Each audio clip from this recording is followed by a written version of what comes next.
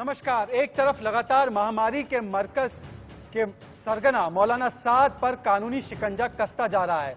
साद का time up हो चुका है। कल मैंने आपको बताया कि 83 विदेशी जमातियों के खिलाफ दिल्ली पुलिस की क्राइम ब्रांच ने कोर्ट में 20 चार्जशीट दाखिल कर दी और दिल्ली पुलिस की स्टेटस रिपोर्ट में मौलाना साद पर गंभीर आरोप लगाए गए थे।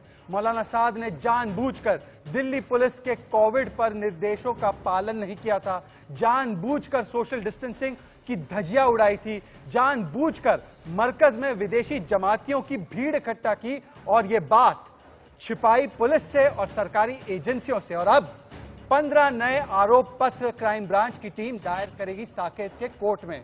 दिल्ली पुलिस 294 जमात से जुड़े विदेशी नागरिकों के बारे में दायर करेगी ये आरोप पत्र।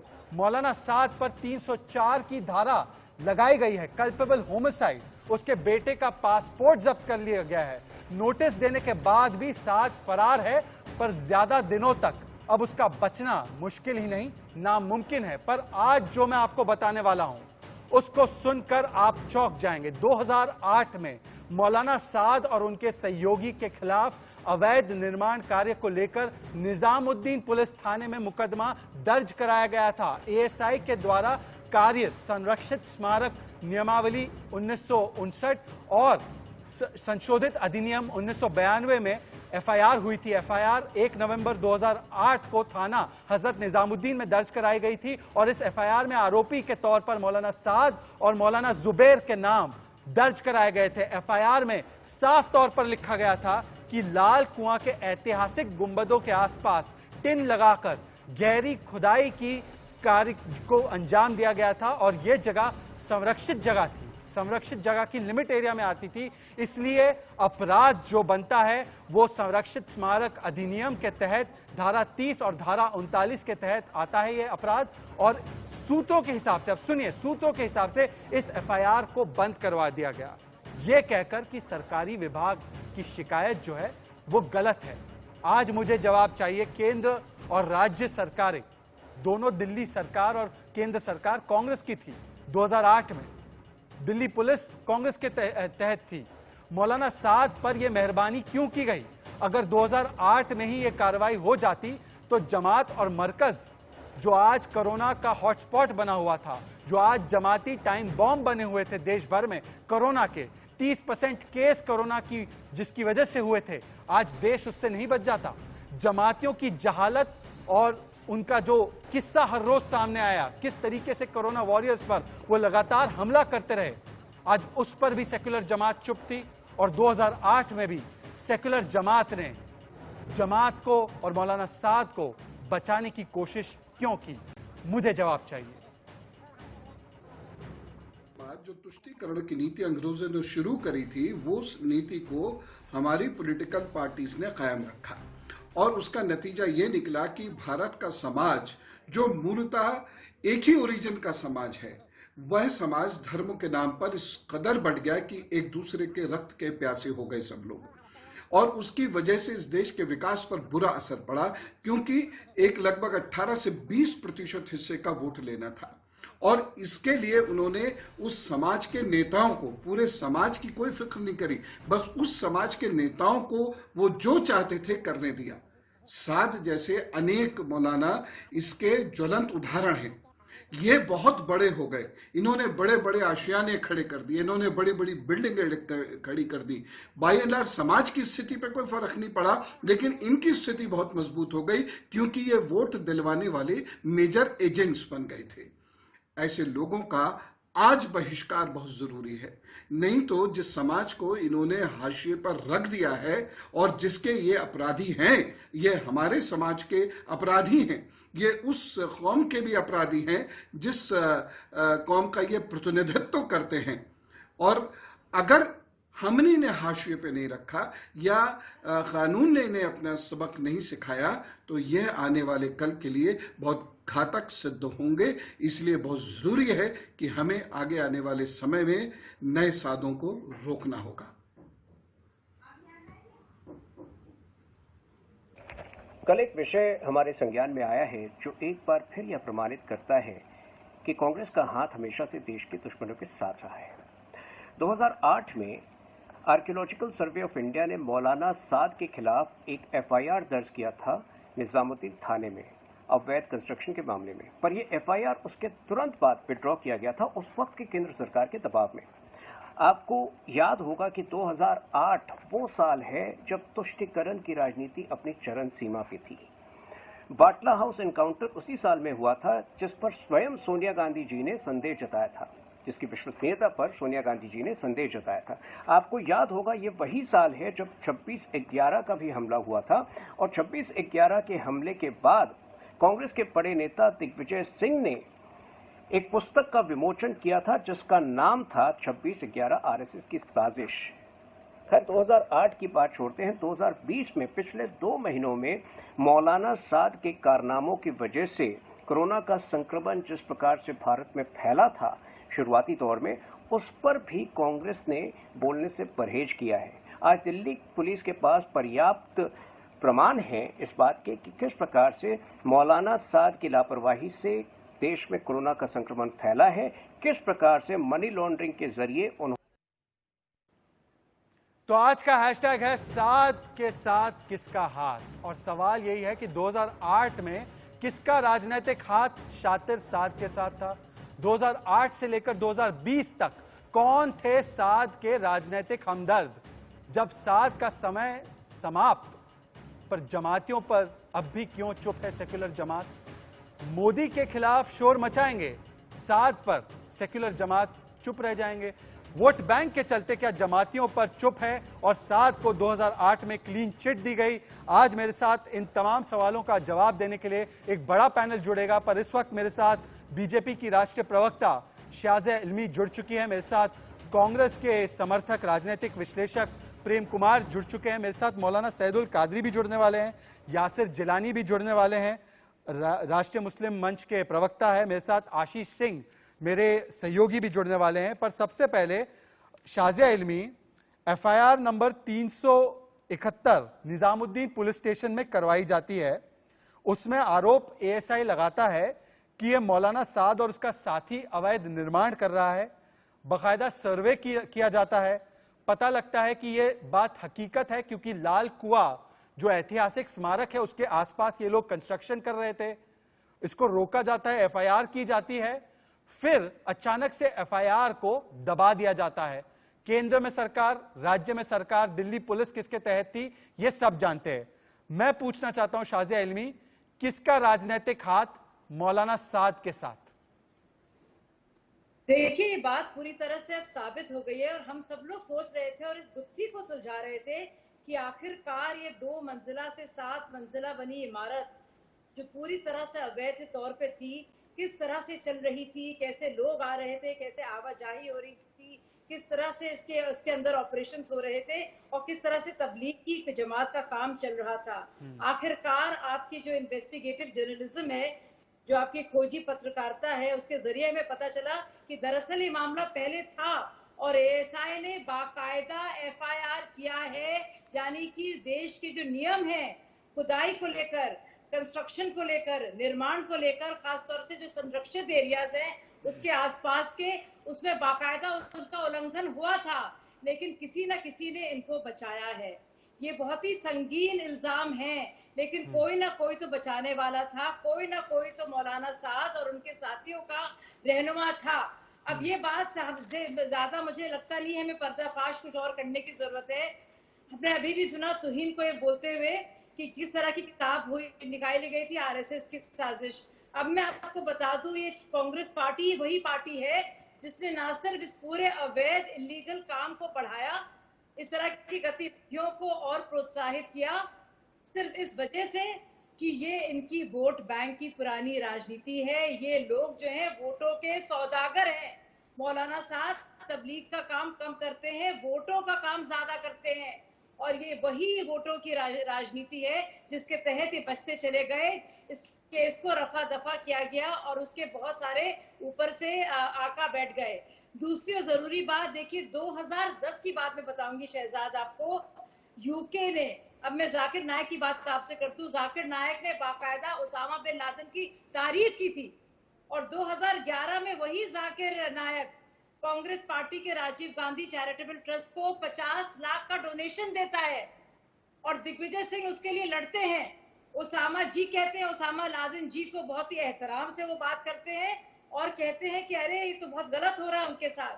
ये वही कांग्रेस पार्टी है जो सैफरन टेरर की बात करती है और जहां पे घर के अंदर जो कुछ हो रहा है, अपने लोग जिस तरह से वो काम कर रहे हैं, चाहे वो बर्नी जी की किताब हो, चाहे दिग्विजय सिंह के बयान हो, चाहे बटला हाउस इनकाउंटर की बात हो, या फिर बात हो जाकिर नायक की, या फिर बात हो मौलाना साद की, और एक बहुत ही जरूरी एफआईआर को दबाने में, केस को रफा दफा करने में उन्होंने क्या रोल निभाया है, ये अब जग जाहिर हो गया है।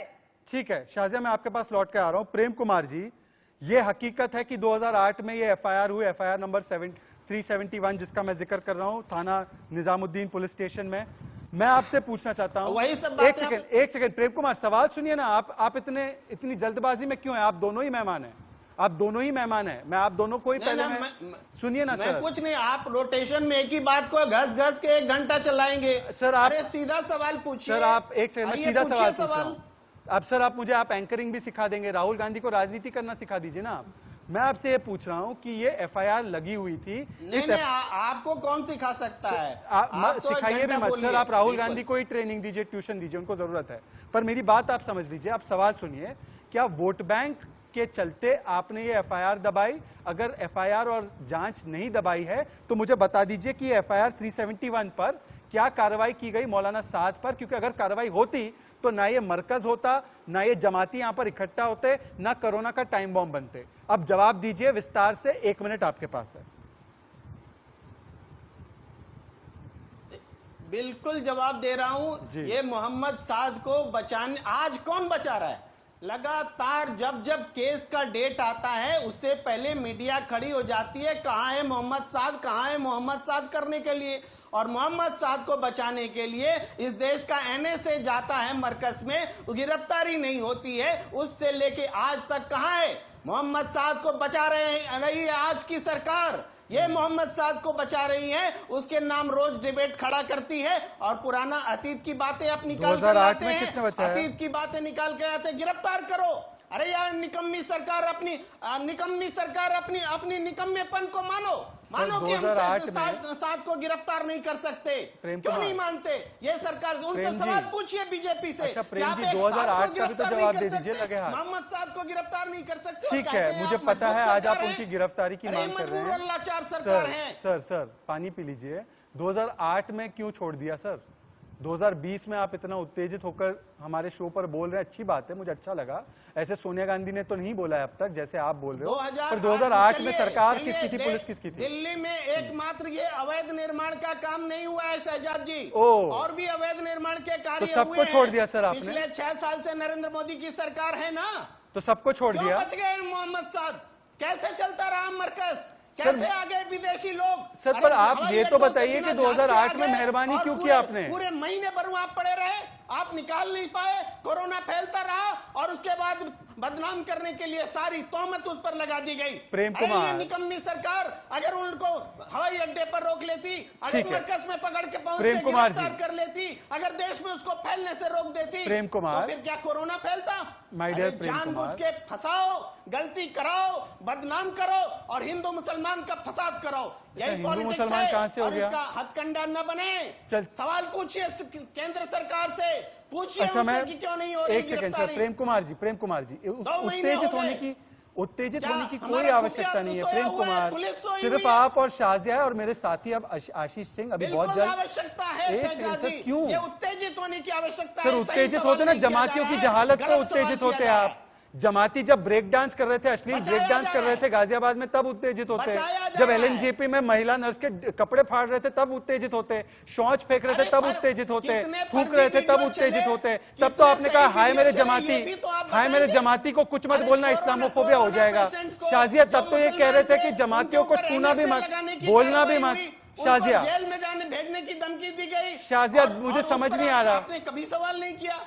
शाजिया, मुझे समझ नहीं आ रहा प्रेम कुमार की बात। आइसोलेटेड घटना को शाजिया। लेकर के मरकज आज देश में अच्छा, मैं मरकज पर चुप हो जाऊं? का सर्कस कि फेल हो गई नरेंद्र मोदी की सरकार। नहीं, मरकज पर क्यों नहीं बोल सकते? मरकज पर क्यों नहीं बोल सकते? चाहती थी देश को आज बैकफुट पर। शाजिया, शाजिया, लॉकडाउन हो गए। शाजिया, प्रेम कुमार बोल रहे हैं मरकज पर कुछ मत बोलो। शाजिया के साथ जीना होगा। शाजिया बोल रहे हैं मरकज पर कुछ मत बोलो, मेरे जमाती को कुछ मत बोलो। जो कुछ हुआ है, जो कुछ भारत के खिलाफ और कानून के खिलाफ जो उल्लंघन हुए उसकी बात जरूर होगी और आपको जवाब देना होगा। अगर आप कांग्रेस के साथ हमदर्दी रखते हैं और आपको इसका जवाब भी देना होगा कि 2008 में जो एफआईआर हुई थी, बाकायदा केस बना था, उसको रफा दफा क्यों किया गया, इसका भी जवाब देना होगा। आपको भागने नहीं देंगे विषय से। आप जवाब दे दीजिए ना। भागते अभी तो आप सत्ता में हैं, अभी एक्शन ले लीजिए ना। आज का जवाब पूछने के बजाय इससे ज्यादा 12 साल पहले का आप सवाल पूछिए। एफआईआर हो रही है, 12 साल पहले का देखिए, सवाल देश का कानून की अपनी प्रक्रिया है, किसी को ऐसे पकड़ा नहीं जाता। ये लीजिए, एक्शन रोका आपके वक्त किसने? में, कांग्रेस के वक्त में ऐसा होता था। किसने ये रोका? कांग्रेस के वक्त में होता था, कांग्रेस पार्टी के वक्त में होता था ऐसी चीजें। हमारे वक्त में कानून चलता है, आज के वक्त में कानून की प्रक्रिया चलती है। 2008 से केस 2020 के होता बीच है, 12 साल मामला है, अदालत में तो 6 जाएगा। साल भारतीय एक जनता सेकंड। पार्टी की शाजिया और सरकार। प्रेम कुमार, मैं दोनों 6 मेहमानों को साल से 1 मिनट के लिए भारतीय जनता पार्टी की रोकना चाहूंगा। सरकार 1 मिनट लगातार सीख दोनों, रहे हैं तो एक बोलने में दिक्कत हो सेकंड। रही है। शाजिया एंड प्रेम कुमार, मैं बस 30 सेकंड के लिए आपको रोक रहा हूं क्योंकि मेरे साथ और 2 मेहमान जुड़ रहे हैं। बारी बारी से सबसे बात करेंगे। देखिए, मेरे साथ यासिर जिलानी, राष्ट्रीय मुस्लिम मंच के प्रवक्ता जुड़ चुके हैं और मेरे साथ आशीष सिंह जुड़ चुके हैं। एक सेकंड, प्रेम कुमार और शाजिया, मैंने आप दोनों को वक्त दिया, आप ये दो नए मेहमानों को थोड़ा वक्त देंगे। आशीष सिंह से शुरुआत करते हैं, फिर यासिर पे चलेंगे। आशीष, प्रेम कुमार को मैंने बताया कि 2008 में एक एफआईआर हुई। अगर उस एफआईआर पे तभी कार्रवाई होती तो ये ना मरकज होता, ना ये मरकज में ये जो महामारी फैलाने का काम हुआ है होता। प्रेम कुमार उलट कर कह रहे मुझे कि आज आपने कोई कार्रवाई नहीं की। आशीष, कल आप मेरे साथ डिबेट में थे, क्या आप बता सकते हैं कि दिल्ली पुलिस ने अपनी चार्जशीट में और अपनी स्टेटस रिपोर्ट में महामारी के मरकज के सरगना के बारे में क्या क्या कहा है और क्या कार्रवाइयां अब तक हुई है ईडी से लेकर आईपीसी के तहत? आप बता सकते हैं प्लीज। बिल्कुल, कई मामलों में अलग अलग एफआईआर दर्ज हुई है और स्पेसिफिकली 2 अलग मेजर डेवलपमेंट्स हुए थे क्योंकि ये पहले स्टेटस रिपोर्ट फाइल की गई थी दिल्ली पुलिस द्वारा, उसके बाद में चार्जशीट भी फाइल की गई। जी, एक सेकंड आशीष, मैं आपके पास लौट के आ रहा हूं। तो देखिए, मैं आपको वही बता रहा था, आशीष जैसे बता रहे थे कि स्टेटस रिपोर्ट में, मैं आपको बस बताना चाहता हूं आशीष, हम लोग एक बार मैं बता दूं स्टेटस रिपोर्ट में क्या लिखा था। और यासिर जिलानी, मैं आपके पास आऊंगा पहले। स्टेटस रिपोर्ट में यह लिखा गया था कि जानबूझकर मौलाना साद ने पहले तो विदेशी जमातियों को इकट्ठा करवाया, वहां पर जानबूझकर दिल्ली पुलिस के निर्देशों के खिलाफ, कोरोना के निर्देशों के खिलाफ कार्रवाई की, वहां पर ई वीजा और जो टूरिस्ट वीजा के नॉर्म्स को वायलेट किया गया। इसके अलावा कहे जाने के बाद भी तबलीगी जमात के जो जमाती वापस जाना चाहते थे उनको जाने नहीं दिया गया, मरकज में उनको बिठाए रखा। इसके अलावा वहां पर किस तरीके के ऑडियो टेप सामने आए, किस तरीके से भड़काया जा रहा था। यासिर जिलानी, आज 304 के तहत कार्रवाई हो रही है, सेक्शन 304 के तहत ईडी ने पता किया है विदेशी फंडिंग मिल रही थी, एफआईआर करके पासपोर्ट जब्त कर लिए गए हैं, 20 चार्जशीट हो गई है। प्रेम कुमार से मेरा सिर्फ एक सवाल है, 2008 में और 2020 में राजनीतिक हितैषी कौन है जमातियों का? वोट बैंक की राजनीति के चलते क्या राजनीतिक संरक्षण दिया गया जमातियों को? देखिए, सीधे सीधे प्रेम कुमार तो कोई इस तरह की बात करेंगे नहीं, क्योंकि जो संरक्षण है, जो उनके ऊपर हाथ है, वो कांग्रेस के एक कद्दावर लीडर का है और ये बात धीरे धीरे आ रही है। सारी जो चार्जशीट में एविडेंस हैं, वो सारी की सारी एविडेंस मौलाना साद के खिलाफ है, चाहे वो मनी लॉन्ड्रिंग का मामला हो, चाहे वो अपराध जो उन्होंने किया है लोगों को रोक। ये चार्जशीट अगर प्रेम कुमार ने पढ़ी होती या देखा होता तो इस पे वो किसी तरह की टिप्पणी करने से पहले थोड़ा संजीदगी से बात रखने की कोशिश करते। चार्जशीट देखी नहीं है, चार्जशीट में क्लियर है कि उन्होंने जो वीजा उल्लंघन का, जो विदेशी इनके पास लोग आए उन्होंने किया और उन्होंने मौलाना साद ने जानबूझ के उनको एक कैंपस में रोके रखा, जबकि उन्हें मालूम था कि विदेशी जो लोग हैं वो कहीं ना कहीं संक्रमण के शिकार हैं। तो अब बनता है और जब अपराधी हैं तो इस वक्त प्रेम कुमार और उनकी सारी टीम क्यों कांग्रेस मिलके मौलाना साद को बचाना चाहती है, ये समझ के परे है। ये समझ के परे। इसकी बहुत जरूरी है कि इसके ऊपर भी एक डिबेट स्पेशल की जाए कि आखिर कांग्रेस हमेशा उन लोगों के साथ क्यों खड़ी हो जाती है जो देश को तोड़ना चाहते हैं, एक सेकंड, जो आशीष, देश में उन्माद फैलाना चाहते हैं, जी, जो जी। देश की जो सद्भावना है, समरसता है, उसको तोड़ के देश के अंदर एक ऐसा माहौल बनाना चाहते हैं ठीक है, कि ठीक है। देश में माहौल ठीक ना रहे, देश का माहौल जो है ठीक वो है, आपस यासिर, में धर्म के आधार पे, यासिर और जाति फैजल, के मैं इससे बता आधार रहा हूं पे आपके पास। लोग लड़ते रहे।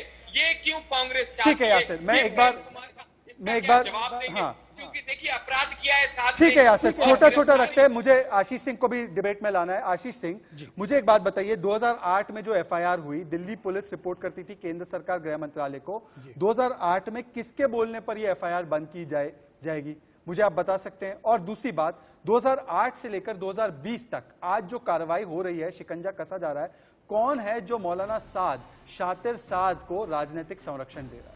बिल्कुल, जिस तरह से 2008 के भी मामले सामने आए, आर्कियोलॉजिकल सर्वे ने एक निजामुद्दीन पुलिस स्टेशन में एफआईआर की थी।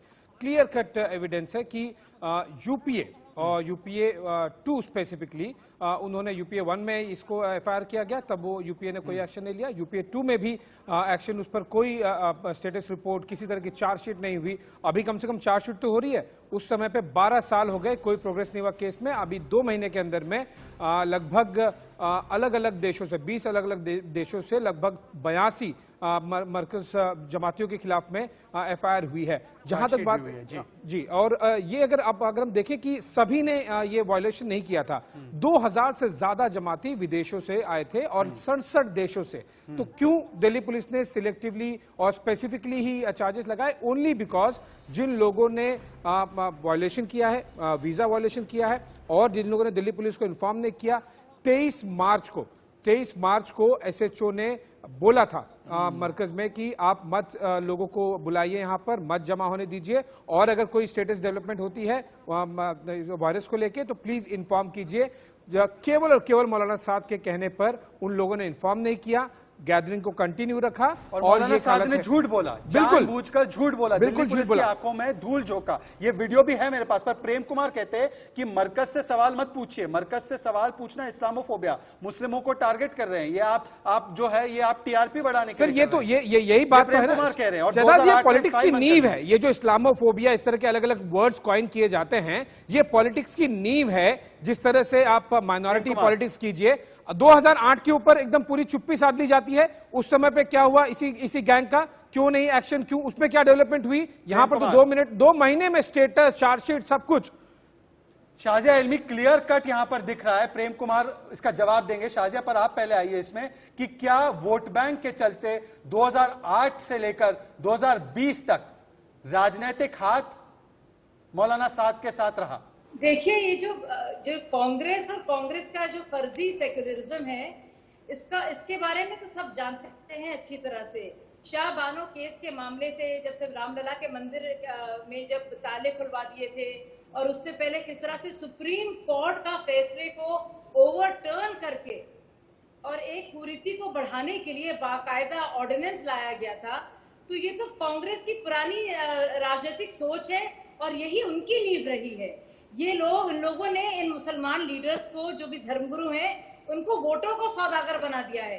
कांग्रेस पार्टी ने पूरी तरह से जो मजहब की जो शान होती है, उसकी जो पाकीज़गी होती है, उसको हटा दिया और सिर्फ इनको वोटों का एजेंट बना दिया। तो ये बहुत ही बड़ा खिलवाड़ हुआ पूरे मुसलमानों के साथ, पूरी कौम के साथ, और उनके साथ इतनी बड़ी डिससर्विस हुई। कुछ लोग जैसे कि मौलाना साद हैं, कुछ लोग जैसे कि जाकिर नायक है, उन्होंने इसका फायदा उठाया और ये उनका नेक्सस बना। और यही पूरी एक समझिए बैकग्राउंड है कांग्रेस की वोट बैंक राजनीति का, कि ये पॉकेट्स है वोट बैंक का करने वाले। वो जानते हैं जितना इनकी मदद की जाएगी उतने ज्यादा उनको वोट मिलेंगे। तो और ये 2002 को शाजिया, सबसे बड़ा उसका एग्जाम्पल देखने मिला था 2014 में, जब ठीक लोकसभा इलेक्शन के पहले जामा मस्जिद के चीफ ने सोनिया गांधी को और कांग्रेस पार्टी को एंडोर्स किया था। वो राजनीति ही बिल्कुल एकदम इस्लामोफोबिया, हिंदू मुस्लिम माइनॉरिटी के नाम पे की जा रही है। और जब इस तरह की चीजें सामने आई तो फिर जैसे प्रेम कुमार जी कहते हैं वह उस एरिया को मत हाथ लगाइए ना, जमात पर मत बोलिए, आप मौलाना साहब पर मत बोलिए। लेकिन जब वही क्वेश्चन किया जाता है कि 1/3 देश में आंकड़े आज कोरोना के सरकारी आंकड़ों के हिसाब से बात कर रहे हैं, मैं लॉयर्स की बात कर रहा हूं, जो जमात के लॉयर हैं, जो मौलाना साहब के लॉयर, उन्होंने खुद ने माना है कि 1/4 से 1/3 के बीच में लगभग 30% तक के आंकड़े केवल जमात की वजह से फैले हुए हैं। आप नाम तक मत लीजिए, बताइए बॉस कि आप तबलीगी जमा, आप ये सिंगल सोर्स नाम लीजिए। इतना ज्यादा सेंसिटिविटी आप देश में जो कोरोना फैला रहा है उस पर कोई बात नहीं हो रही है, पॉलिटिक्स हो रही है उस पर कोई बात नहीं हो रही है, 2 महीने से भगोड़ा दर्शन नहीं दे रहा है उनके देवता, इस पर कोई बात नहीं हो रही है। कोरोना फैलता है, फैलते रहे, नर्सों पर आरोप लगाइए आप, बल्कि डॉक्टर्स पर आरोप लगाइए, लेकिन जो देश को नुकसान पहुंचाए, समाज को नुकसान पहुंचाए, उससे ऊपर धर्म की राजनीति है। और आशीष और शाजिया, मैं आपको बताना चाहता हूं कि दिल्ली पुलिस ने इस मौलाना साद सरगना, जो महामारी के मरकज का सरगना है, उसका पर्दाफाश कैसे किया। उन्होंने चार्जशीट में उन्होंने क्लियरली बताया कि जो मीटिंग हुई थी साद और दिल्ली पुलिस के बीच में, उसकी वीडियो भी है, मैं आपको वो वीडियो भी दिखाऊंगा, उसमें उसने झूठ बोला, दिल्ली पुलिस से उसने झूठ बोला, कितने विदेशी उसके मरकज में थे, कितने लोग वहां पर थे, उसने उसके बारे में तमाम चीजों के बारे में झूठ बोला। मेरे पास वो वीडियो है दिल्ली पुलिस का जिसमें वो मौलाना साद से बात कर रहे थे, वो वीडियो मैं दिखाना चाहता हूं आपको, और उसके बाद लौट कर आएंगे। मेरे साथ प्रेम कुमार भी जुड़ रहे हैं, सुनिए इस वीडियो को। सर आप कह रहे हैं हमने 1,500 लोग कल भेजे हैं यहाँ से, और अभी भी कितने लोग हैं वहाँ? अभी 2,500 में से एक रह गए हैं, 1,500 हम भेज चुके हैं और अभी भेज रहे हैं। मैं ये पूछ रहा हूँ अभी कितने लोग हैं मरकज में? 1,000 है। प्रेम कुमार जी, मैं आपसे सिर्फ इतना पूछ रहा हूं, आपके बातों को मैं जायज ठहराता हूं, जो भी आप कह रहे हैं सब जायज है। 2008 में आपने मौलाना साद को क्लीन चिट क्यों दी? एक लाइन का सवाल है, मुझे एक लाइन का जवाब दीजिए। देखिए, मुझे नहीं पता कि एफआईआर कोई दर्ज होता है तो उसमें क्लीन चिट कहां से आ जाता है। क्लीन चिट तो अदालत देती है ना, कोई सरकार तो क्लीन चिट नहीं देती। आप कैसे ऐसी बात कह रहे हैं, मेरी समझ में नहीं आता कि क्लीन चिट को दे दी गई। वो मुकदमा आगे क्यों नहीं बढ़ा, ये जरूर महत्वपूर्ण सवाल है, जो उस समय से लेके अब तक 2008 से 12 साल हो चुके हैं। पिछले 6 साल से नरेंद्र मोदी की सरकार है। 2008 के उस प्रश्न का जवाब देना मेरे लिए मुश्किल है, हम जानते हैं। 2008 में एक्शन नहीं हुआ, प्रेम कुमार जी, 2008 में एक्शन नहीं हुआ तो वो आप कोर्ट पर डाल रहे हैं। अभी भी तो चार्जशीट कोर्ट में ही हो रही ना, कोर्ट के सामने सफेद झूठ हो जाएगा, जो भी है ब्लैक एंड व्हाइट पूरा हो जाएगा। अभी भी कोर्ट में ना, अब आप सरकार, अब आप बीजेपी पे लेके जाएंगे, अब आप सरकार पर लेके जाएंगे। 2020 में जो एफआईआर होगी, स्टेटस रिपोर्ट होगी, चार्जशीट होगी, वो भी दिल्ली पुलिस कर रही है। 2008 में भी दिल्ली पुलिस ने किया था। पर यासिर, मुझे एक बात, दोहरा पैमाना सर, दोहरा पैमाना। एक सेकंड यासिर, आशीष जी बताइए ना, क्या पुलिस जब चार्जशीट करने वाली रहेगी तब हम डिबेट करेंगे? अरे मोहम्मद साद तब से फरार है सर, एक सेकंड, मन करता है प्रेम कुमार, अभी आप ये डिसाइड कर लीजिए कि हम डिबेट कब करेंगे। सर डिबेट तो हम शुरुआत से कर रहे हैं, जब से नंबर्स बढ़ रहे हैं। 2 महीने से भगोड़ा भागा हुआ है, चार्जशीट हुई तब डिबेट किया, एफआईआर हुई तब डिबेट किया, स्टेटस रिपोर्ट हुआ तब डिबेट किया, और आगे भी करते रहेंगे। सर आप थोड़ी ये डिसाइड करेंगे कि हम डिबेट कब करेंगे। सजा दी जाती है। मैं तमाम मेहमानों को प्रेम कुमार जी, एक सेकंड, प्रेम कुमार, शाजिया इल्मी, आशीष सिंह और यासिर, मैं पुलिस क्या कर रही है, सरकार क्या कर रही है? ठीक है, आप अभी भी सवाल मोदी सरकार पे ही उठाइए, पर 2008 का जवाब नहीं देंगे प्रेम कुमार। ये नहीं बताएंगे कि साथ के साथ किसका हाथ, ये हमारा हैशटैग है। हम लौट कर आएंगे इस डिबेट में, मैं आपको हेडलाइंस दिखाना चाहता हूं, कोरोना की अपडेट्स दिखाना चाहता हूं, उसके बाद तुरंत लौट कर आएंगे और पूछेंगे कि 2008 से लेकर 2020 तक कौन है राजनीतिक हमदर्द सरगना और शातिर साथ। तो स्वागत है आपका एक बार फिर से, और हमारी चर्चा अभी भी जारी है कि साथ के साथ किसका हाथ, किसका राजनीतिक संरक्षण।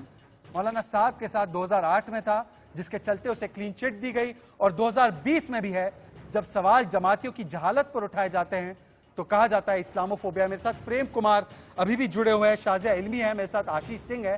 प्रेम कुमार जी, आप कह रहे हैं एक तरफ तो कार्रवाई कीजिए, जब कार्रवाई करते हैं, जब 304 का मुकदमा दर्ज होता है, जब ईडी की जांच होती है, जब 20 चार्जशीट फाइल होती है, आज 15 और चार्जशीट फाइल होंगी, जब विदेशी जमातियों पर कार्रवाई होती है, तब आप ही और आपकी मंडली इस्लामोफोबिया भी चीखती है। आप कहते हैं कि इन पर कार्रवाई मुसलमानों को टारगेट करने के लिए है, दिन भर आप मरकज मरकज मरकज करते हैं। सर आपका स्टैंड क्या है? क्या जमातियों से इतनी हमदर्दी है कि उनके अधर्म पर धन का चोला डालेंगे आप? शहजाद जी, आपके प्रश्न खत्म ही नहीं हो रहे। सर प्रश्न खत्म नहीं हो रहे क्योंकि जमातियों की हरकतें खत्म नहीं हो रही होती है और उनके बचाने वाले खत्म नहीं हो रहे। और उसके नहीं, आपके प्रश्न भी खत्म नहीं हो रहे, नहीं मुझे बोलने ही नहीं देंगे आप। तो मैं जमातियों पे चुप रह जाऊं? देखिए ये है कि जब अदालत में कार्रवाई हो रही है, कौन चुप रह रहा? आप बोलने ही नहीं दे रहे हैं। सर आप कह रहे हैं कि मेरे जमातियों को ना छेड़ो, मेरे जमातियों को कुछ ना बोलो। ये लोग एक तरफा हैं, ये लोग सारे विपक्ष, अरे सारे विपक्ष को दिन रात जो आप काले रंग से पेंट करने का काम कर रहे हैं ना, अरे इतिहास याद रखेगा, इतिहास याद रखेगा कि जो विपक्ष 2008 में इतिहास याद रखेगा किसकी सरकार थी, मजबूत सरकार, और जिसने पूरे देश को मजबूर कर लिया, उससे संघर्ष कर रहा था। उस समय उसके साथ में मीडिया खड़ी नहीं थी, वो सत्ता के साथ में खड़ी थी। इतिहास याद रखेगा। आज जब बात हो रही, हम पूछ रहे हैं कि मौलाना साहब क्यों नहीं गिरफ्तार हुआ, ये सवाल इनको नहीं होता। 2008 में ये सवाल इनको क्यों नहीं हो रहा है? पर 2008 में क्यों नहीं गिरफ्तार किया आपने शाजिया? जो 2008 में नहीं कर पाए वो दूसरों को बोल रहे हैं जी। मैं कह रहा हूं कि 2008 की परिस्थिति को याद करना मेरे लिए आज मुश्किल है, मैं उस बात का जवाब नहीं दे सकता। लेकिन आज की सरकार तो दे सकती है। आज क्यों नहीं ये प्रोसीडिंग आगे बढ़ी? क्यों नहीं इंक्रोचमेंट कैसे चलता रहा? प्रेम जी, इसका जवाब ये नहीं पूछा जाएगा भाई साहब, सारा सवाल पूछा जाएगा। भाई साहब मैं आपसे पूछना चाह रही हूँ, क्योंकि आप कांग्रेस पार्टी की तरफ से बोल रहे हैं इस वक्त, तो क्या कांग्रेस की हमदर्दी है मौलाना साहब के साथ? क्या इस बात को माना जाए कि ये ऑफिशियल स्टैंड है? क्योंकि अभी तक सोनिया गांधी ने, ना ही राहुल गांधी ने प्रश्न आप हमसे क्यों पूछ रही हैं साजिया जी? आप अरेस्ट कीजिए ना, आपकी क्या हमदर्दी है मौलाना साहब के साथ? आप NSA 2 बार जी जाते हैं मरकज में, गिरफ्तार नहीं करते हैं।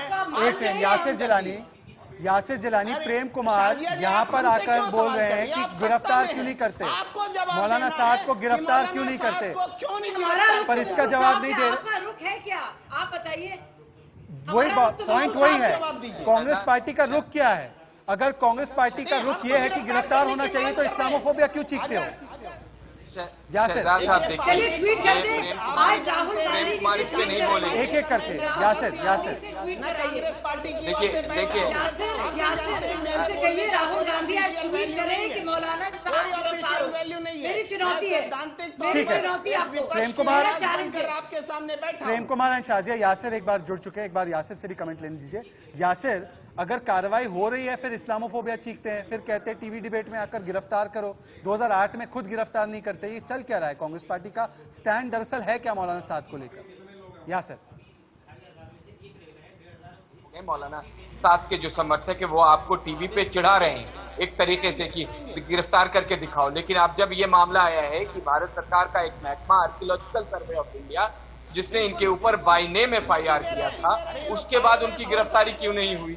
अब आप क्या जवाब देंगे? अच्छा देखिए, अगर ये सरकार पहले 3-4 दिन के अंदर अगर गिरफ्तारी कर लेती तो मेरे पास तो सूत्रों के जो खबर थी कि ये बहुत बड़ा उन्माद दिल्ली में फैला सकते थे। मौलाना यही चाहते हैं, ये यही चाहते हैं। मैं वही कल भी कह रहा था कि राजधानी अभी कुछ महीने हुए नहीं है, उस दर्द से निकली नहीं है अभी तक। पिछले जो दंगे हुए थे 3 महीने पहले, उसके घाव भरे नहीं है। ये यही चाहते थे और अभी भी यही चाहते हैं।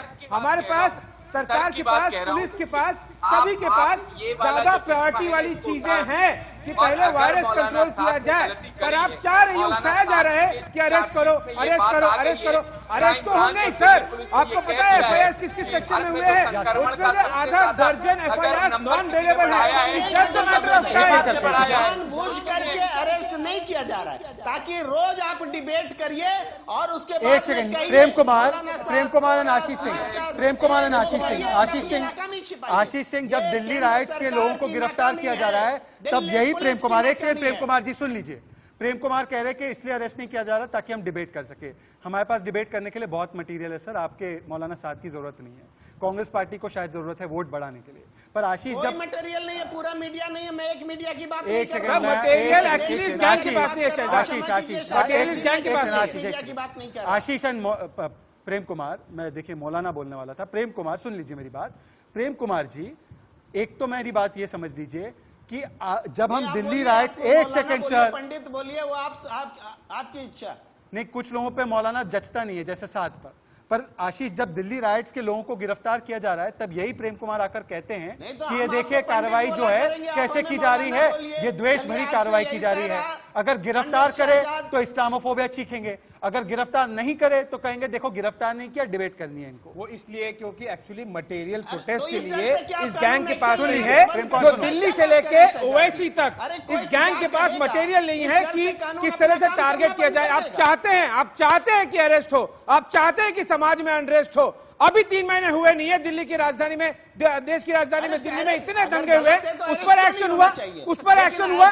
देखिए कौन कौन आया सामने, कौन कौन आया सामने। आम आदमी पार्टी से लेकर बाकी सारे इसी गैंग के लोग शामिल थे। अब जब उन पर एक्शन कार्रवाई हो रही है तो फिर ये हो रहा है कि आप उसको क्यों रहे। माइनॉरिटी कार्ड खेलने के लिए, इंटरनेशनल लेवल पर लेके जाने के लिए वो जो कुछ एमनेस्टी वगैरह को लेके आते हैं, आपके पास मटेरियल नहीं है, इसलिए आप चाहते हैं। शाजिया एक पैटर्न है। हम बोलेंगे 2008 में तो आप अरेस्ट किए नहीं, आप हमारे 2008 की कार्रवाई क्या हुई, उसको वो आपको मेमोरी लॉस हो गया, सिलेक्टिव अमनीशिया हो रहा है ना प्रेम कुमार जी। 2008 की बात कर रहे हैं, 12 साल पुरानी बात कर रहे हैं, यूपीए 1-2 की बातें आपको याद नहीं है। सिलेक्टिव अमनीशिया कहते हैं हम इससे। तो मैं तो कह रहा हूं 12 साल में पिछला 6 साल तो बीजेपी का है। सर पर आपने वो एफआईआर बंद करवा दी ना सर, वो आपकी सरकार, आपकी पुलिस, लेकिन आज की बात आपका गृह मंत्रालय कर पाएगी। आज क्यों नहीं हो रहा है एक्शन? शाजिया, मुझे एक बात समझ में नहीं आती, शाजिया इल्मी, इनके समय में, कांग्रेस पार्टी के समय में जाकिर नायक फलता फूलता है, उस पर कार्रवाई आज हो रही है, उसके बचाव में उनकी मंडली आ जाती है, कार्रवाई होती है तो कहती है इस्लामोफोबिया। यही चीज मौलाना साद को लेकर भी आप देख सकते हैं। हर बार ऐसे लोगों के बचाव में कांग्रेस पार्टी क्यों आती है? और कुछ नहीं कर रहे। हम नहीं बिल्कुल सही है। कलंकित किया जा रहा है कांग्रेस को, विपक्ष को। शाहजहां प्रेम कुमार, यही आपका एक ध्येय रह गया। प्रेम जी बिल्कुल आज बात हो रही है, उजागर करना जरूरी है। प्रेम जी, आपके बॉसेस की जो लगातार साजिश है, जो सोच है, जो फलसफा है, और उसका जो पैटर्न है, जो तौर तरीका है, उसको बताना जरूरी है। आपकी मोडस ऑपरेंडी क्या है, इलेक्टोरल पॉलिटिक्स क्या है, आइडेंटिटी पॉलिटिक्स क्या है, मुसलमानों का इस्तेमाल कैसे होता है, किस तरह से वोट बैंक को मैनिपुलेट करते हैं, किस तरह से मौलाना को इस्तेमाल करते हैं, ये बताना जरूरी है। आपके पास क्या कमी है? आप उजागर कीजिए, अरेस्ट कीजिए, सजा दिलाइए। अरे क्यों पीछे हैं? ये आपकी सरकार का निकम्मापन है, ये निकम्मापन है कि आप यहाँ डिबेट में आके रो रहे हैं, डिबेट में आप रो रहे हैं। Prem Kumar ji, let's throw challenge. Prem Kumar ji, let's throw challenge to Congress party. Prem Kumar ji, let's throw challenge. I challenge any top leader of Congress party to tweet or make a statement कि आप जो कह रहे हैं ना मौलाना साद को गिरफ्तार करो। Make a statement. एक second Shazia, Let's take this challenge. Any Congress party top leader ना, top leader जिससे आप राहुल गांधी को मैं बोल रहा हूँ, प्रियंका वाड्रा को बोल रहा हूँ, tweet, make a statement कि मौलाना साद को अरेस्ट करो। नहीं, ओपन दिस चैलेंज। किस हैसियत से चैलेंज कर रहे हैं? अरे पत्रकार है, क्यों नहीं कर सकते? किस हैसियत से वो चैलेंज पत्रकार है सर, सीनियर पत्रकार है। मैं तो उनके फोटो, उनकी भी ट्वीट को चैलेंज करता हूँ। नहीं, एक सेकंड प्रेम कुमार, तो आप हमें शाजिया एक सेकंड सर, आप हैसियत मत मापिए, सामने वालों के पास में लीडर ऑफ अपोजिशन के लिए 10% सीट नहीं है। आशीष, शाजिया एक सेकंड, प्रेम कुमार एक सेकंड, शाजिया एक सेकंड, शाजिया 1 सेकंड, शाजिया एक मिनट, शाजिया एक मिनट। प्रेम कुमार, आशीष सिंह एक पत्रकार होने की हैसियत से जवाबदेही मांग रहे हैं जब वो चैलेंज कर रहे हैं। वो कह रहे हैं कि मुझे एक चैलेंज मैं दे रहा हूं जवाबदेही के तौर पर कि 2008 में आपने मेहरबानी दिखाई। सुन लीजिए सर, सुन लीजिए मिस्टर प्रेम कुमार, आप सुनते नहीं है, आप में ये बुरी आदत है कि आप लोग सुनते नहीं है सर, आप सुनते नहीं है, प्रॉब्लम आपकी है। नहीं, मुझे एक बात बताइए, सुन रहा हूँ और बोल रहा हूँ। ठीक है, मेरी बात सुनिए, आप बोलिए प्लीज। आशीष सिंह कह रहे हैं कि वो कांग्रेस पार्टी से ये आग्रह कर रहे हैं कि वो आकर एक ओपन स्टैंड ले ले जमात पर और मौलाना साद पर। कांग्रेस के आग्रह टॉप करें। लीडर क्यों नहीं ले पा रहे? क्योंकि बचाना है वोट बैंक के चलते। सिंपल सवाल है, चीखने की जरूरत नहीं है। बिल्कुल। आप 4 ही मेहमान हैं। ये देखिए ये स्टैंड कांग्रेस पार्टी को गिरफ्तार नहीं करना है मोहम्मद साद को। सर स्टैंड तो ले सकते हैं ना, गिरफ्तार थोड़ी करना है राहुल गांधी को, वर्दी पहनकर थोड़ी भागना है मौलाना साद के पीछे। स्टैंड लेने में क्या दिक्कत है? स्टैंड हम विरोध नहीं कर रहे हैं, ये स्टैंड है। हम विरोध नहीं कर रहे हैं कानूनी कार्रवाई का। अच्छा, आप कर लो तो ठीक है, आप कर लो तो ठीक है, ये सही है, ये सही है। सर आप विपक्ष को हम काला नहीं कर रहे हैं, आप हरा कर रहे हैं। नहीं आशीष, आपने सुनी नहीं इनकी बात। यासिर वो कह रहे हैं विरोध नहीं करेंगे, हम विरोध नहीं कर रहे। This is expose, this is expose है मोमेंट सर। ये कांग्रेस पार्टी का और आपका एक्सपोज है मोमेंट है। एक्सपोज हो गए कि हम नहीं करेंगे, हम नहीं बोलेंगे, ये इनका स्टैंड है। शाजिया अनबिलीवेबल। सर्कस के लिए केंद्र सरकार जिम्मेदार है। लो बोलो कि सब मौलाना साद को अरेस्ट करो, बोलो। हम गृह मंत्री से जवाब मांगेंगे। हम मोहम्मद साद को अकेला जिम्मेदार नहीं मानते। हम मोहम्मद साद के एक साथ सेकंड साथ देखिए, सरकार को अब जिम्मेदार साद को मानते हैं। बचाने की शुरुआत हो गई। नैरेटिव सुना अकेले वो आपने, नहीं है। साद अकेले जिम्मेदार नहीं है। शाजिया पहले कहा कि साद के गिरफ्तार होने की बात डायरेक्टली नहीं कहेंगे, विरोध नहीं कर रहे हैं, और अब कह रहे साद अकेला जिम्मेदार नहीं है। शाजिया उत्तर प्रदेश में 23 लोगों को गोली मार उत्तर प्रदेश को छोड़ दीजिए, साद की बात कीजिए कि पुलिस की गोली से मरे किसने बोला, किसने अब सवाल देखिए किया? नहीं है, इसलिए यहाँ घूम रहे हैं प्रेम कुमार जी। अच्छा, उत्तर नहीं है आपके पास, उत्तर नहीं है प्रेम कुमार जी। उत्तर प्रदेश तेलंगाना मत घूमिए। शाजिया नहीं सुनिए, बिल्कुल जब आप उत्तर है, और मैं अलग हर सवाल का उदाहरण दे जवाब रहे दे रहा हैं, और अगर नहीं तो मैं भी और उदाहरण दे सकती हूँ, लेकिन जब मैं पूरा पैटर्न बताती हूँ कांग्रेस पार्टी का, आपकी पार्टी का, आप बड़े परेशान हो जाते हैं, आप सकपका जाते हैं।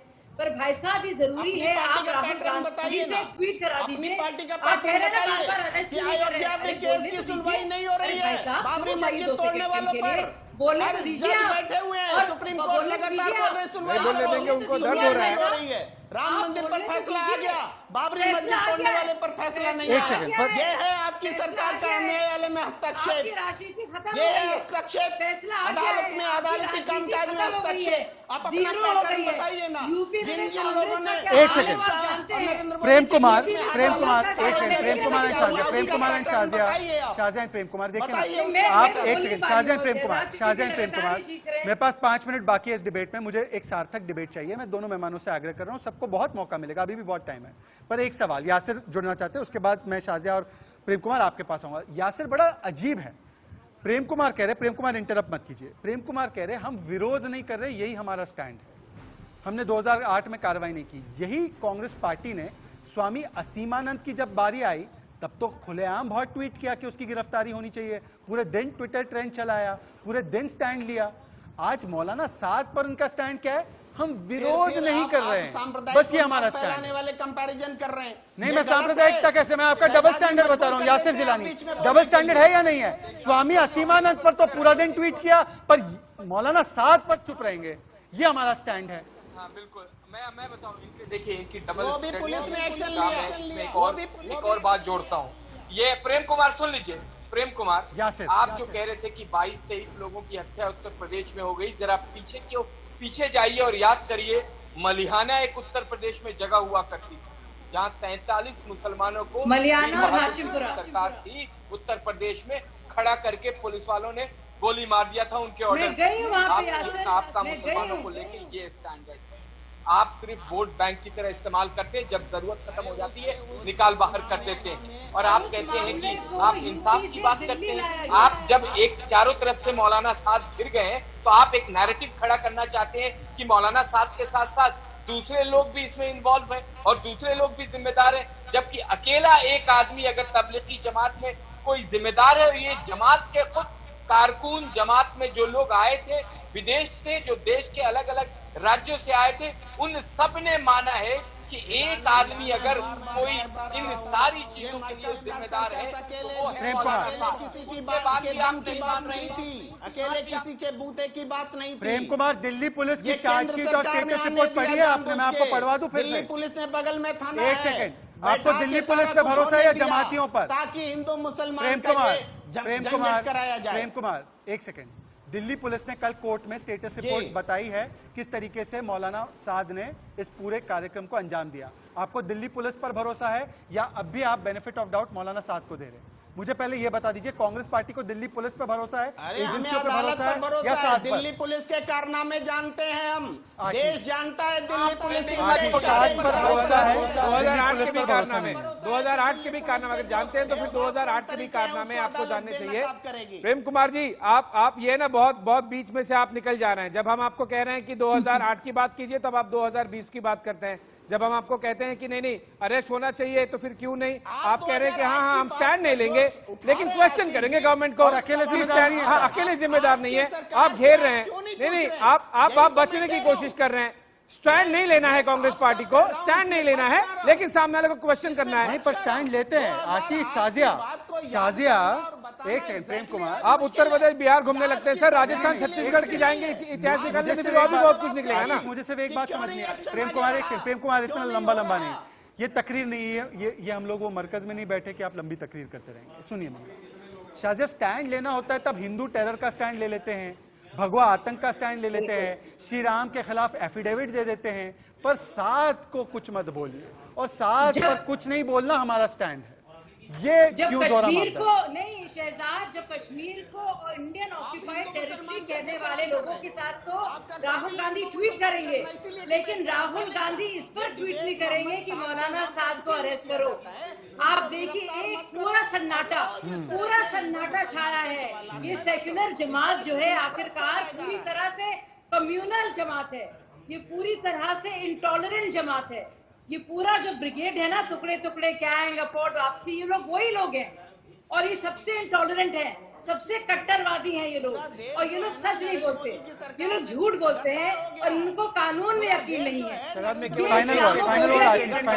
प्रेम कुमार जी कह रहे हैं कि हम विपक्ष को काला रंग कर रहे हैं। मैं आपको बता दूं प्रेम कुमार जी और उनके पूरे गैंग विपक्ष को आप हरा रंग देने की कोशिश कर रहे हैं ताकि केवल और केवल आपको राजनीतिक फायदा मिले और कुछ नहीं। यहाँ कोई काला सफेद नहीं कर रहा है, काला सफेद कोर्ट में हो रहा है, आप इसे हरा रंग देना चाहते हैं ताकि आपको राजनीतिक फायदा मिले। यही पॉइंट है। मैं तमाम मेहमानों का धन्यवाद करना चाहूंगा। आज के लिए मेरे पास इतना ही समय था और समय तो वैसे मौलाना साद, सरगना महामारी के मरकज का आपका भी खत्म होते जा रहा है। बहुत ही जल्द आप सलाखों के पीछे होंगे।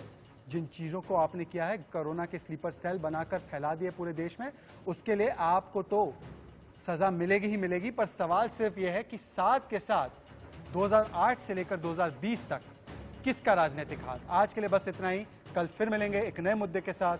तब तक के लिए जय हिंद, जय भारत।